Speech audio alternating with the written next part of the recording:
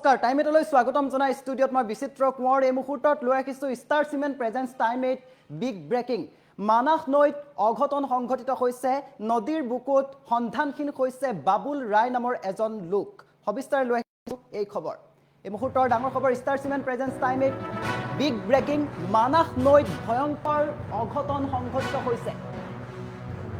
গা ধুবলৈ গৈ নৈৰ বুকুত সন্ধানহীন বাবুল ৰায় নামৰ লোকজন এক ডাঙৰ খবৰ বাবুল ৰায়ৰ সৈতে অঘটন সংঘটিত হৈছে নৈৰ পাৰত হাহাকাৰ পৰিস্থিতি দেখিবলৈ পোৱা গৈছে মৃত ব্যক্তিৰ শেষকৃত্য সম্পন্ন কৰি নৈত গা ধুবলৈ গৈছিল আৰু সন্ধানহীন বাবুল ৰায়ৰ ঘৰ 1 নং নোৱাপাৰাত বুলি জানিব পৰা গৈছে আৰু নৈৰ পাৰত হাহাকাৰ পৰিস্থিতিৰ সৃষ্টি হৈছে আত্মীয়ৰ হাহাকাৰ লাগিছে মানাহ নৈত এক ভয়ংকৰ ঘটনা সংঘটিত হৈছে গা ধুবলৈ গৈ বাবুল ৰায়ৰ সৈতে অঘটন সংঘটিত হৈছে আৰু নৈৰ পাৰত হাহাকাৰ পৰিস্থিতিয়ে বিৰাজ কৰা দেখিবলৈ পোৱা গৈছে আপোনালোকক এই দৃশ্যাংশ দেখুৱাইছোঁ গা ধুবলৈ গৈ নৈৰ বুকুত সন্ধানহীন বাবুল ৰায় নামৰ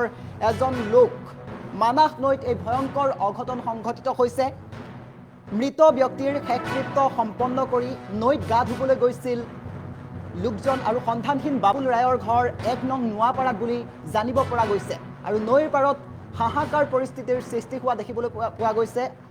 আত্মীয়ৰ হাহাকাৰ লাগিছে SDRF বাহিনীৰ উদ্ধাৰ অভিযান অব্যাহত আছে বুলি জানিব পৰা গৈছে আমি জনাইছোঁ এক ডাঙৰ খবৰ বঙাইগাঁও জিলাৰ মানিকপুৰৰ মানাহ নৈত গা ধুবলৈ গৈ এজন লোক সন্ধানহীন হৈ পৰিছে সন্ধানহীন লোকজন 1 নং নোৱাপাৰাৰ বাবুল ৰায় বুলি জানিব পৰা গৈছে আৰু মৃত ব্যক্তিৰ শেষকৃত্য সম্পন্ন কৰি নদীত গা ধুবলৈ গৈছিল আৰু গা ধুবলৈ যোৱাৰ সময়তে অঘটন সংঘটিত হৈছে এক ডাঙৰ খবৰ এক শিহৰণকাৰী খবৰ গা ধুবলৈ গৈ নৈৰ বুকুত সন্ধানহীন হৈ পৰিছে বাবুল ৰায় নামৰ লোকজন আৰু মানাহ নৈত এই ভয়ংকৰ অঘটন সংঘটিত হৈছে বঙাইগাঁও জিলাৰ মানিকপুৰৰ মানাহ নৈত গা ধুবলৈ গৈছিল লোকজন আৰু তেনে সময়তে এই অঘটন সংঘটিত হৈছে সন্ধানহীন লোকজন 1 নং নোৱাপাৰাৰ বাবুল ৰায় বুলি জানিব পৰা গৈছে আৰু SDRF বাহিনীৰ জোৰদাৰ অভিযান চলা দেখিবলৈ পোৱা গৈছে লোকজনক বিচাৰি অভিযান চলা পৰিলক্ষিত হৈছে আৰু নদীৰ পাৰত হাহাকাৰ পৰিস্থিতি দেখিবলৈ পোৱা গৈছে পৰিয়ালৰ লোকৰ আত্মীয়ৰ হাহাকাৰ লগা পৰিলক্ষিত হৈছে আৰু এক ডাঙৰ খবৰ মানাহ নৈত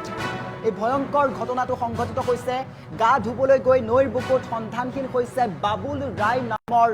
লোকজন আৰু মৃত ব্যক্তিৰ শেষকৃত্য সম্পন্ন কৰি নৈত গা ধুবলৈ যাওঁতেই এই অঘটন সংঘটিত হৈছে আৰু সন্ধানহীন বাবুল ৰায়ৰ ঘৰ 1 নং নোৱাপাৰাত বুলি জানিব পৰা গৈছে আৰু নৈৰ পাৰত এতিয়া হাহাকাৰ পৰিস্থিতি দেখিবলৈ পোৱা গৈছে SDRF বাহিনীৰ উদ্ধাৰ অভিযান অব্যাহত আছে আৰু মানিকপুৰত এই অঘটন সংঘটিত হৈছে মানিকপুৰৰ মানাহ নৈত গা ধুবলৈ গৈছিল আৰু গা ধুবলৈ যাওঁতেই এই অঘটন সংঘটিত হৈছে